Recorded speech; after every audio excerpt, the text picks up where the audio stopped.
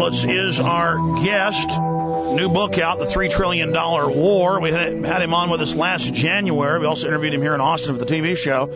And he said that within 2.5 years, if the global financial order did not make some serious reforms, we would have the hyperinflation that could lead to a worldwide depression. And you can go to the website, Infowars.com, if you want to read that article from last year. He is a Nobel Prize winner in economics.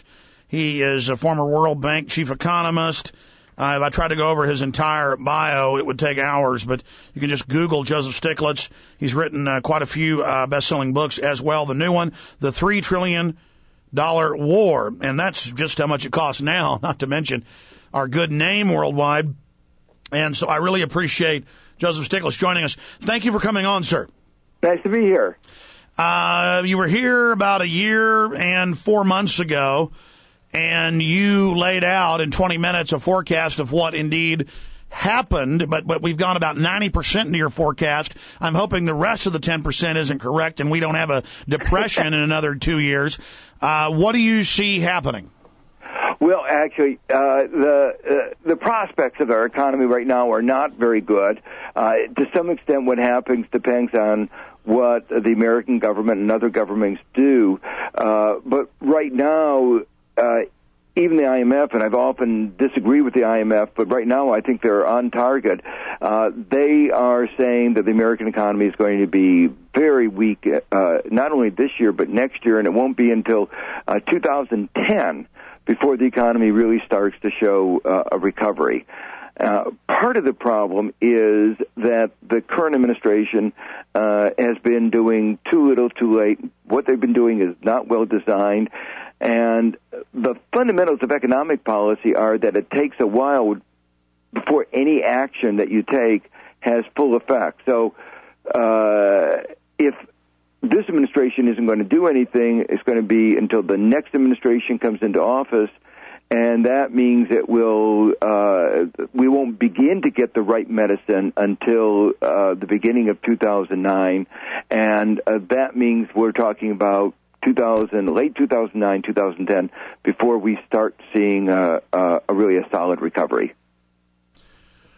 Now, a lot of people thrown around the term depression. A lot of top economists have. You've used that term before. A depression, I guess, would be... I would be a little bit cautious about using that term. I think that we tend to, reserve that for the Great Depression, or for the kind of situation that was in the island of Java in 1997. A breakdown, a collapse, starving. But I mean, a recession, you're the Nobel Prize-winning economist, but tell me if I'm wrong, a recession is 2 continual quarters of zero growth.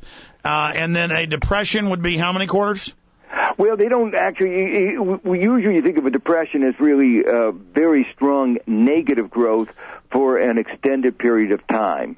But it doesn't make any difference. The fundamental question is whether the U.S. economy is going to be performing below its potential for an extended period of time. And, on that, I think there is almost unanimity now among economists that we're looking towards an extended period of the economy operating below its potential.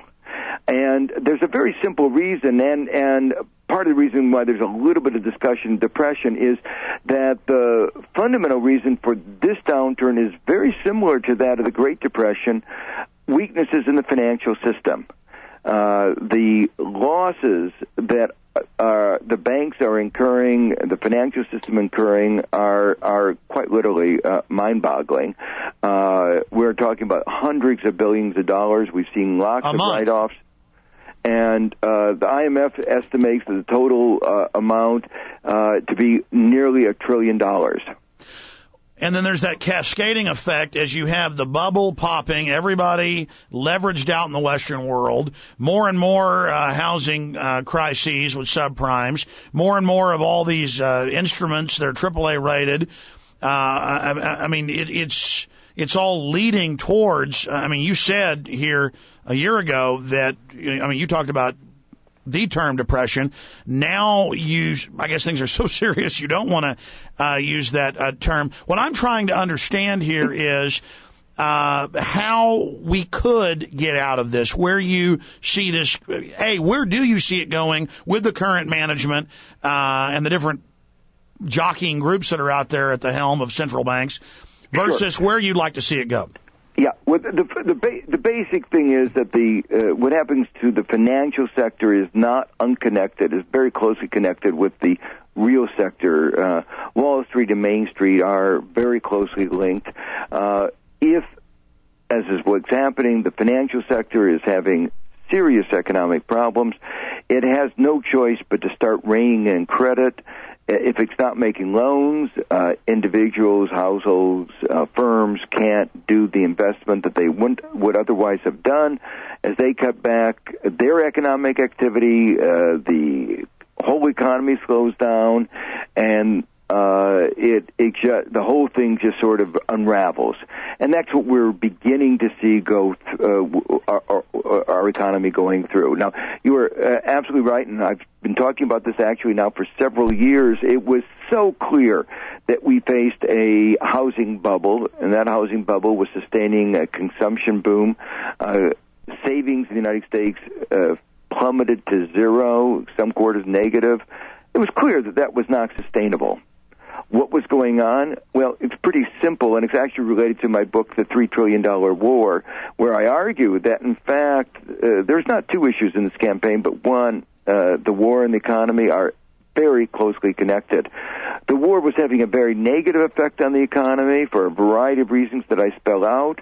The Fed said we have to cover it up. Our job is to keep the economy going, and they did it in a very short-sighted way. They let loose a flood of liquidity and loose regulations, and what happened was it did cover up the negative effects of the war.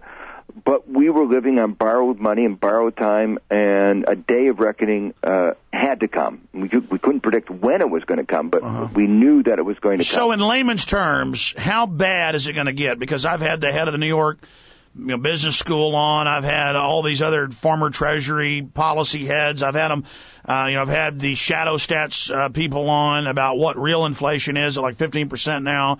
Look at the food, look at the oil, look at the dollar plunging. And then Bush is out giving speeches saying we're not even in a recession. He said that 2 days ago at the SPP meeting, on the North American integration. I mean, it's just... And the old cliche of it's a recession if your neighbor's out of work, it's a depression if you're out of work. I mean, if half the Social Security check value's been cut in the last 5 years compounded, and believe me, I know I got families on Social Security. If people are out of work, if I'm seeing more homeless people, if there's houses going, all over the place going under, hell, this is just the beginning, Mr. Stiglitz. How bad's it going to get? Worse. I mean, we expect now, at least in the next year, about 2.2 million Americans will lose their homes, and with that, much of their life savings. Many of these will lose their entire life savings. The forecast is that housing prices, already gone down 10%, are probably going to go down another 10 to 20%. When that happens, we're not sure how many houses will be underwater, but numbers 14, 15 million households will have mortgages exceeding the value of their house. We're in for very unlikely a very bad time. Now, the president is trying to push the problems of the economy onto the next administration, just like he pushed the problem of the war onto the next administration. I think he'd hoped that the whole bubble wouldn't break until after November 2008, but it began to unravel in August 2007. Like so many other things in the last few years, they haven't gone quite according to plan. The big uncertainty, as I say, is what will be done.